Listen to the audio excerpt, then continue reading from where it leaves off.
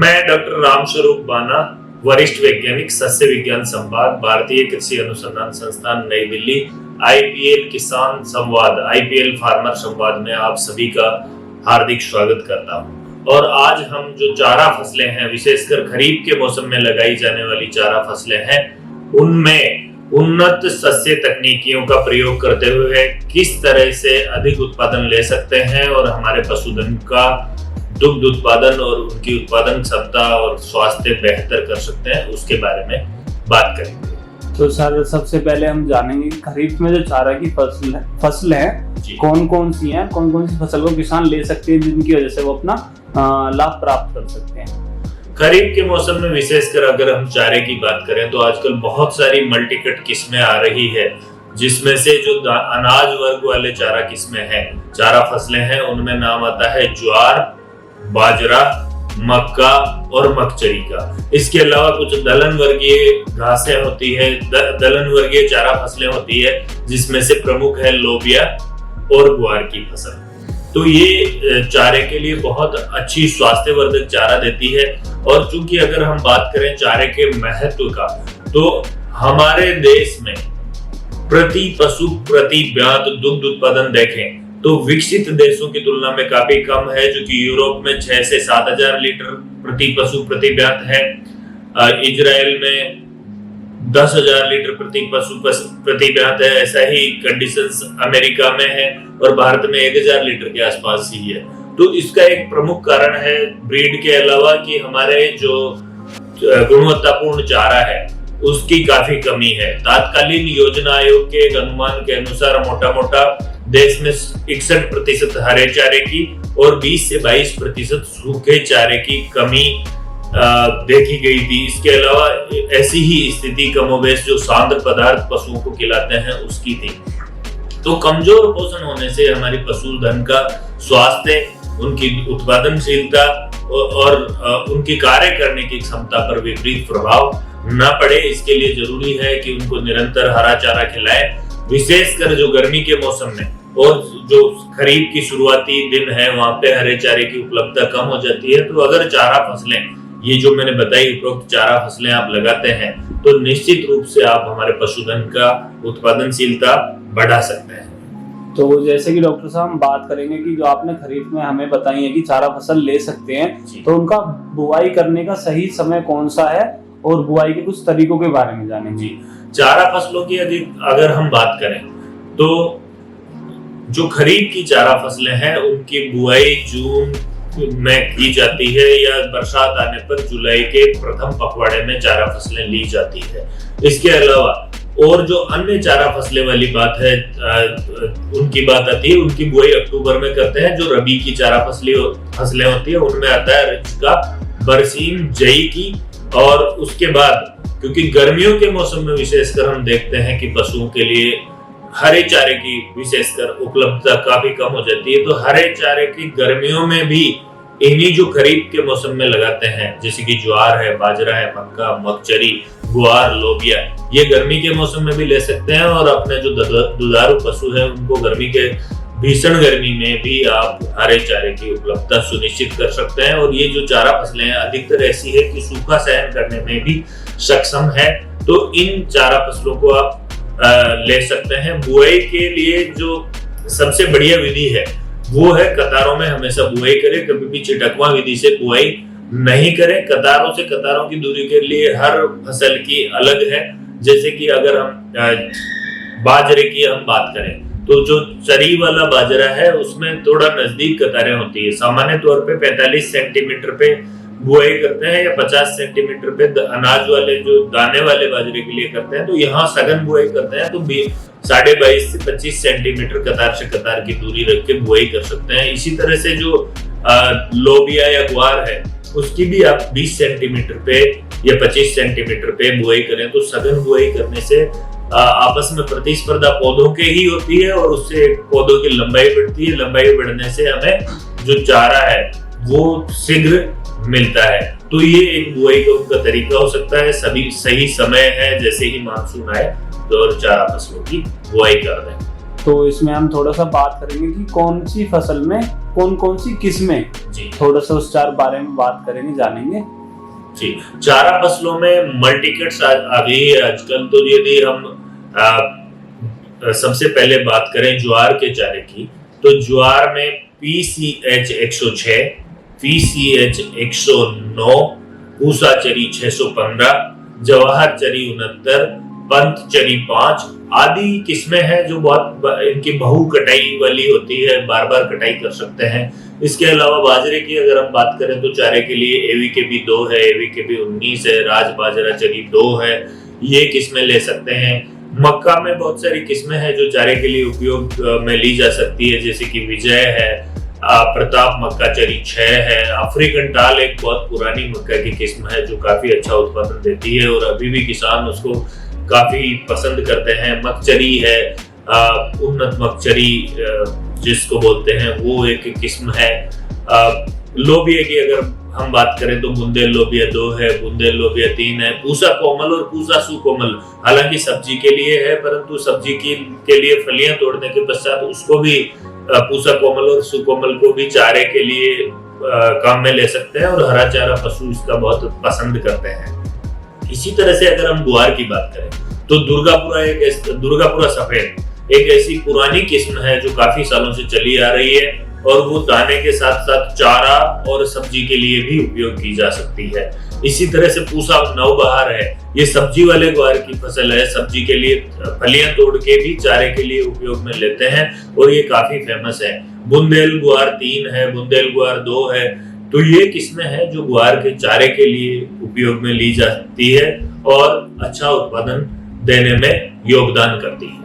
तो अब हम बात करेंगे जैसे कि बोने से पहले बीज उपचार का एक अलग ही महत्व होता है, तो बीज उपचार के क्या क्या फायदे किसान को होते हैं और कौन कौन सी बीमारियों से हमारे बीज उपचार से हमें फायदे होते हैं, उस बारे में जानेंगे। जी,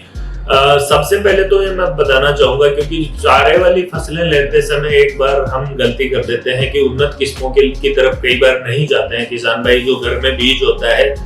उसी की बुआई कर देते हैं, तो उसका बीज यदि उसको, वैसे तो उन्नत किस्मों का प्रयोग करें, पर घर का बीज भी आप ले रहे हैं तो उस बीज को उपचारित करके बुआई करें। अगर बाजार से बीज खरीदे तो मैं एक बार आपको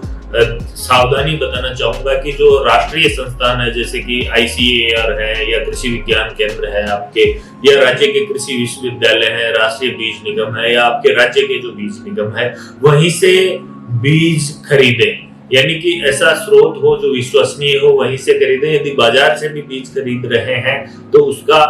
पक्का बिल जरूर लें, और घर का यदि बीज उपयोग कर रहे हैं तो उसको उपचारित करें। बीज उपचार करने का तरीका है कि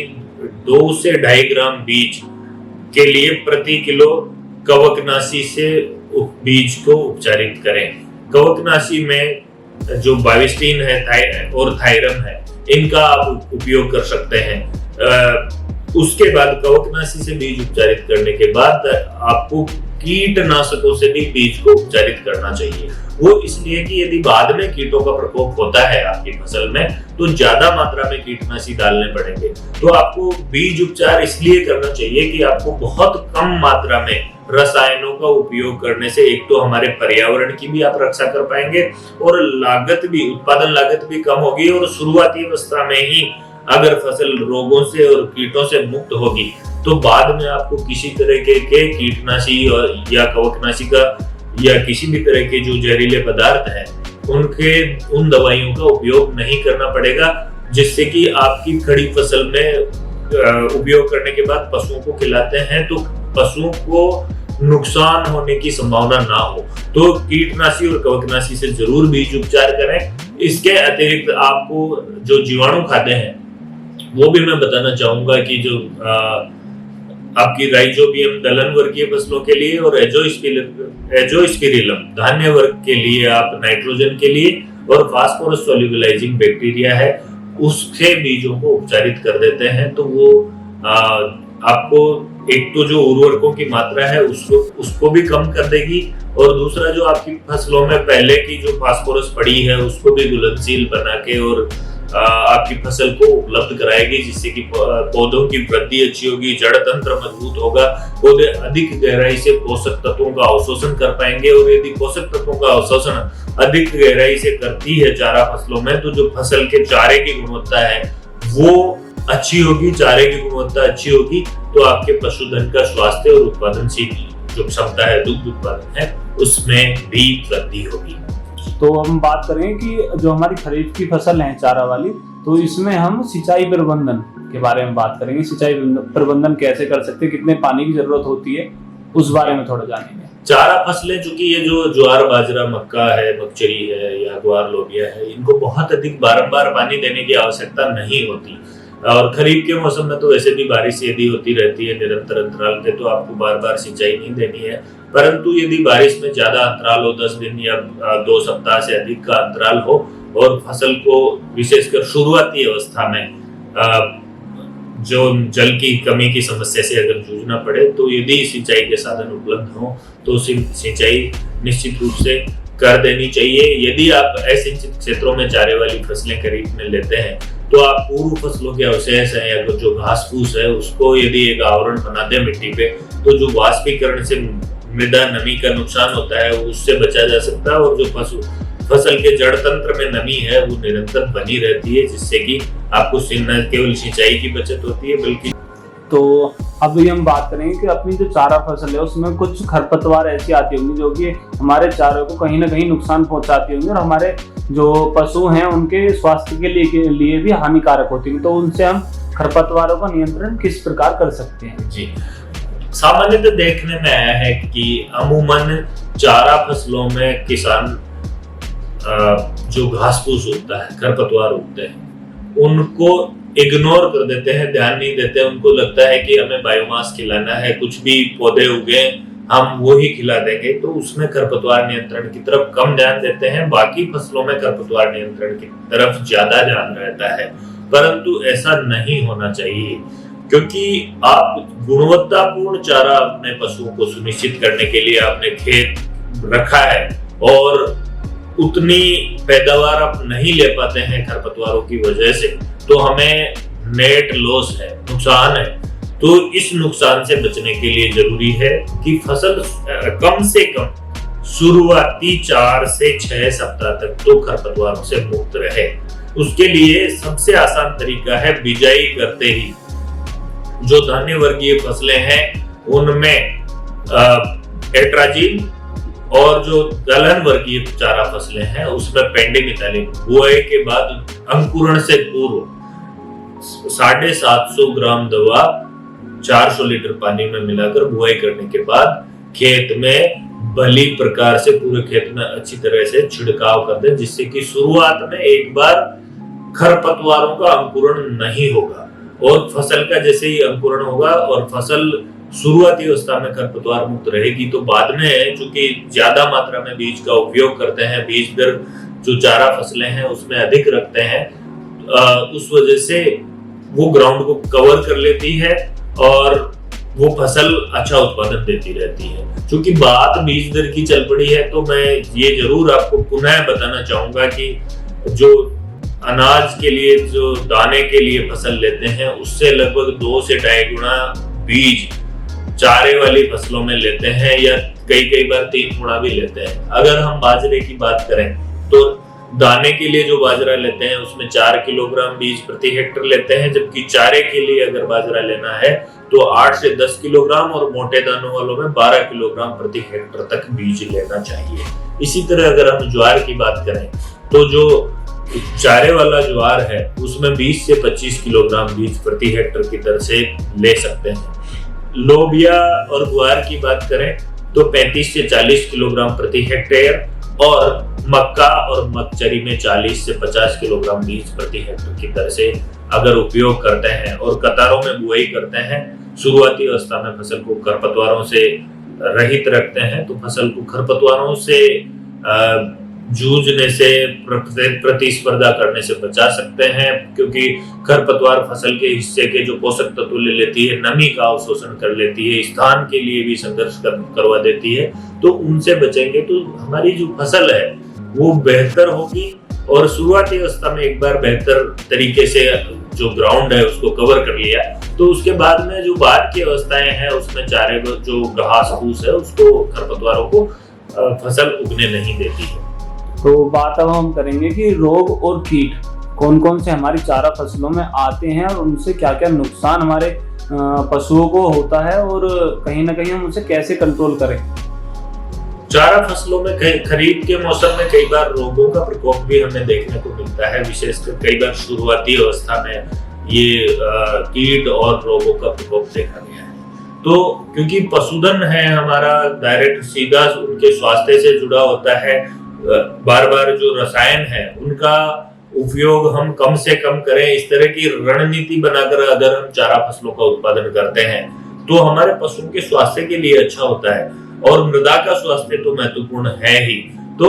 उसके लिए सबसे अच्छा तरीका है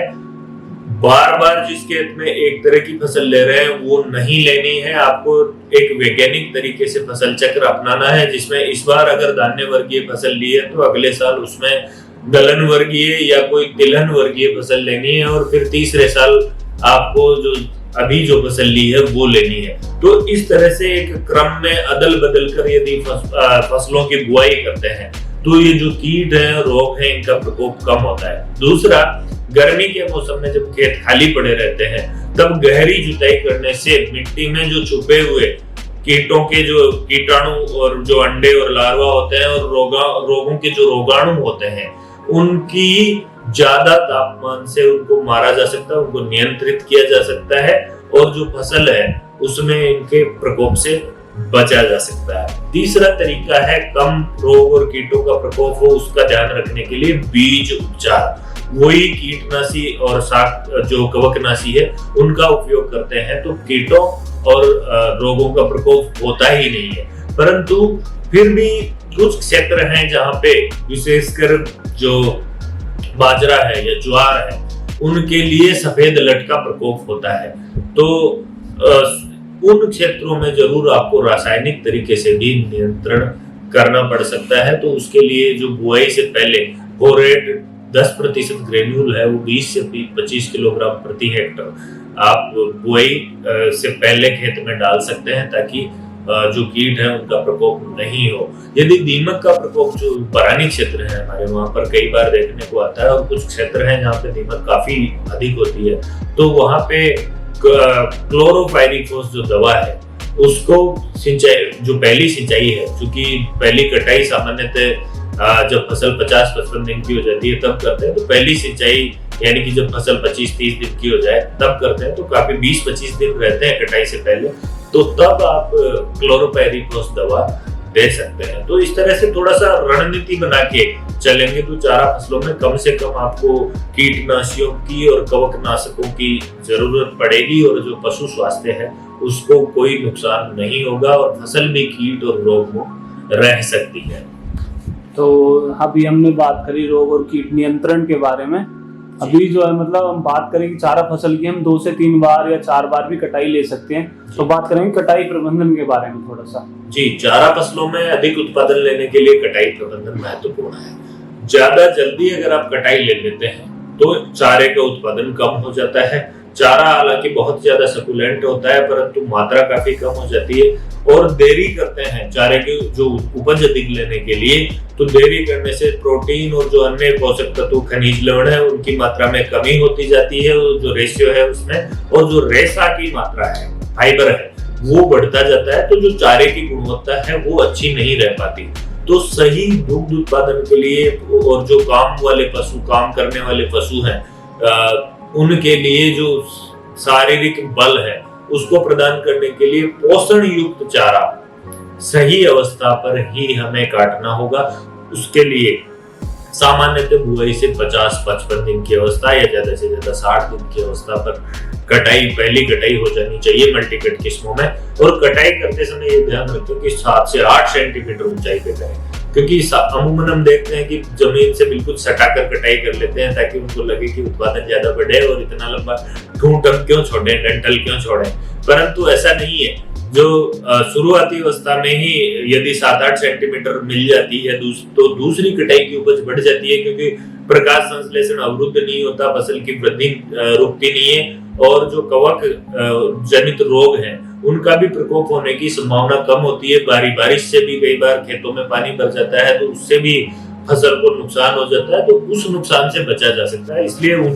थोड़ी ऊंचाई से कटाई करें ताकि जो पुनः वृद्धि है वो अच्छी हो सके, और जो अगली कटाई है, दूसरी कटाई या तीसरी कटाई है, वो आपको